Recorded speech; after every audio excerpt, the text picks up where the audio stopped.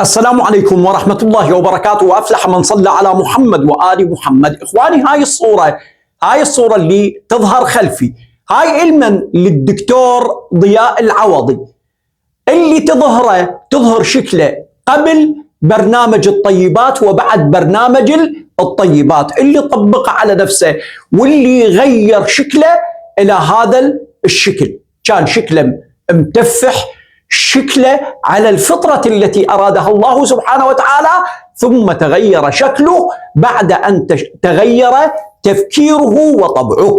طبع إنساني. الإنسان يأكل الخضروات ويأكل اللحم، يأكل الخضروات ويأكل اللحم. يعني الله سبحانه وتعالى ما خلى على طبع واحد أبد. اللي يجي الدكتور ضياء العوضي شنو؟ يحرم عليك الحليب، يحرم عليك البيض، يحرم عليك الدجاج، يحرم عليك الخضرة والزلاطة ومدري شنو.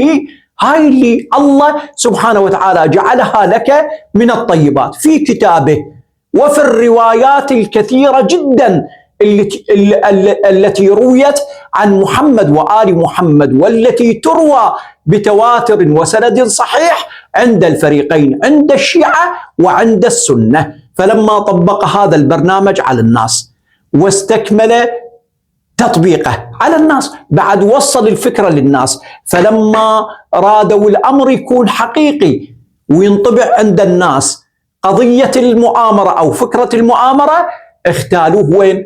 بالإمارات بظروف غامضة، حتى شنو؟ تترسخ فكرته وأفكاره عند الناس. ماكو هيك عيني أنه تعال لا تاكل البيض، وتعال لا تاكل الدجاج، لا وتعال اكل شكر، بيك سكر اكل شكر. يقول شنو هالتناقض هذا؟ احنا كمرضى سكر نعرف السكر شو يسوي بينا، يعني عن تجربة ما يراد لها ضياء وغير ضياء. فإخواني اتهدوا بالله اللي مصدقين هذا الحكي وهذا الخريط. زين عيني، الله سبحانه وتعالى هذه من الطيبات التي ذكرت أنها من ثمار الجنة، وأن الله المتفضل علينا بها. وحتى أنت بالرواية تقرأ أنه لا يجوز السجود إلا على الأرض أو ما أنبتت مما لا يأكله الإنسان. يعني أكو نباتات يأكلها الإنسان وأكو نباتات يأكلها الحيوان. شنو يقول لك ورق العنب ما يأكله بس الحمار؟ شنو الحكي هذا؟ فإخوان، لا تضرون صحتكم ولا تسمعون هذا اليلخ بأنه شركات. الحمد لله قاعد ناخذ أدوية وقاعد نتحسن.